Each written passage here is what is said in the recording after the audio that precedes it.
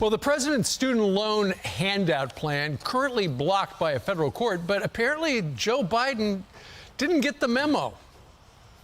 If you don't have one of those loans, you just get 10,000 written off. It's passed. I got it passed by a vote or two, and it's in effect.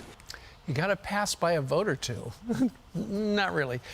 In an op-ed, legal expert Jonathan Turley argues this gaffe may come back to haunt the president, saying, quote, it is likely to be raised by challengers in the next stage of litigation. It also may reflect a moment of actual clarity in his subconscious mind, a faint recognition of the constitutional principles he once defended. Guy who wrote that, Jonathan Turley, joins us right now. Jonathan, so the president got a little mixed up.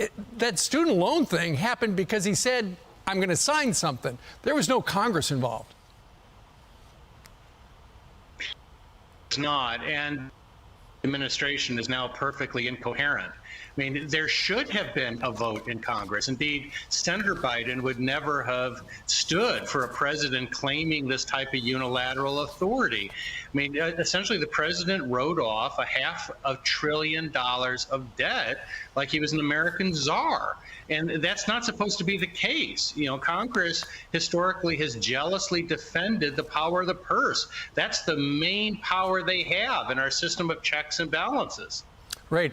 The White House was immediately in cleanup mode, and they said, oh, when he was talking about it got passed by 1 or 2 votes, he was referring to the Inflation Reduction Act, which reduced the deficit by hundreds of billions of dollars, creating room for other crucial programs, blah, blah, blah. You know that.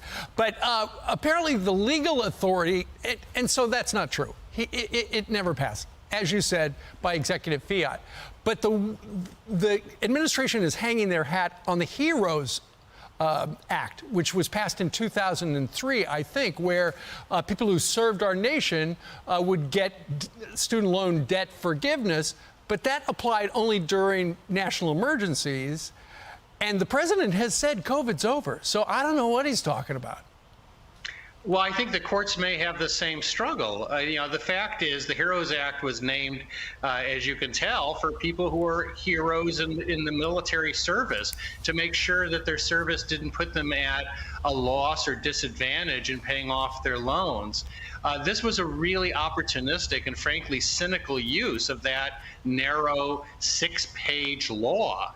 No one at the time thought a president could use it to write off $500 billion. But the incoherence goes beyond that. You know, the president said recently the pandemic is over.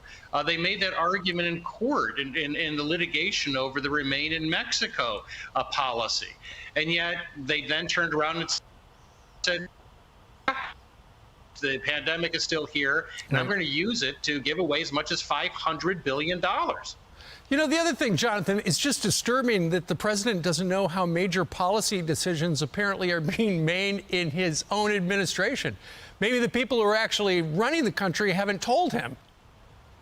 Well, you know what's really chilling about this is the silence of these Democratic senators who are just watching the authority of their branch being frittered away. James Madison believed that regardless of your party, each branch would jealously defend its own authority. I have no doubt what Senator Biden would have done if President Bush had claimed the right to give away $500 billion without a vote of Congress. So we can debate the merits of the tuition forgiveness, but what shouldn't be debated is how this is and the way that it came about. And the president's only making that worse. I mean, in saying that, you know, I did pass it. Now, he cleaned that up, but he was right. He should have submitted it to Congress. Indeed, absolutely. It's a great op-ed. Folks can read it at foxnews.com. Jonathan, thanks for getting up early today. Thank you, Steve. All right. I'm Steve Ducey. I'm Brian Kilmeade. And I'm Ainsley Earhart. And click here to subscribe to the Fox News YouTube page to catch our hottest interviews and most compelling analysis.